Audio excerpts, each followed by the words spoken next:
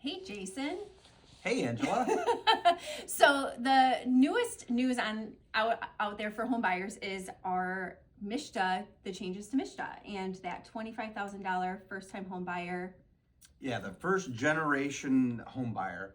And it's a great program. It's giving first time home buyers $25,000. But we kind of want to talk about the goods and the bads. Right. So start with the goods. yeah, right? the goods are, it's a $25,000 grant that they can use for down payment, closing costs, all that stuff.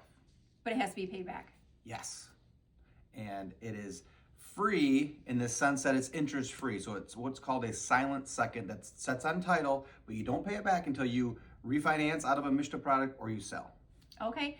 And as far as some other goods about it, it does help home buyers find their home because that's a lot of money to help them with their down payment. Yes, it's a big chunk.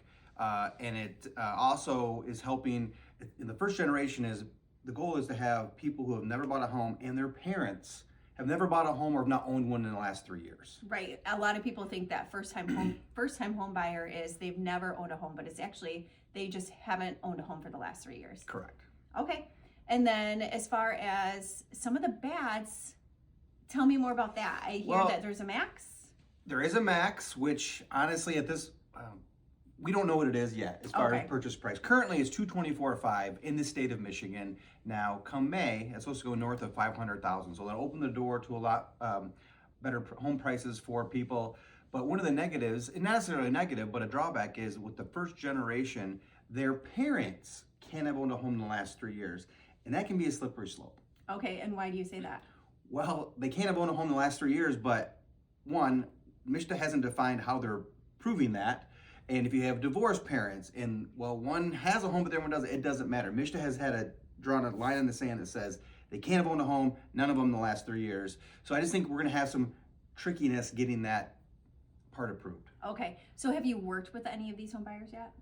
I have not. The program rolled out I think it was February 17th. So I have not done the program yet. I don't know that anybody's actually done the program yet. Okay.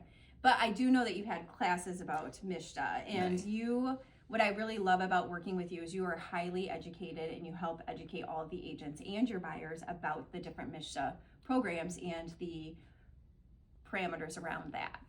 Yeah, one thing I've said to a lot, and you've heard me say this, is a lot of banks and credit unions and lenders can do Mishta, but they don't know Mishta. And you want to make sure, because some of these tricky things we just talked about can trip you up, and you want to make sure you don't get too far down the road and then have a whoopsie.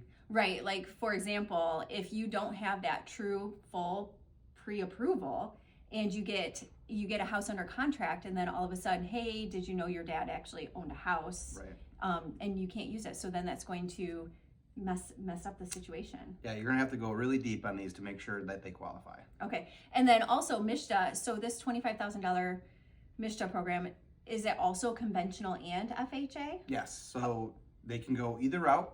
Typically, that's determined on the client's credit score. Mishta, across the board, doesn't matter where you go, 640 is the bottom line. But they still have to adhere to the normal Fannie Mae, Freddie Mac, and FHA guidelines. So, depending upon where that credit score is, they could go either way. Okay. So at the end of the day, this can be a really beneficial program for the right person, and it probably won't last long. No, not the $25,000. There's $8 million that are allotted by the state of Michigan, and I think we'll see those funds go relatively fast. But there are other Mishta programs that do help you with your down payment. So please reach out to us. Let us know if you have any questions. We are here to help you, or to your trusted lender and your trusted realtor.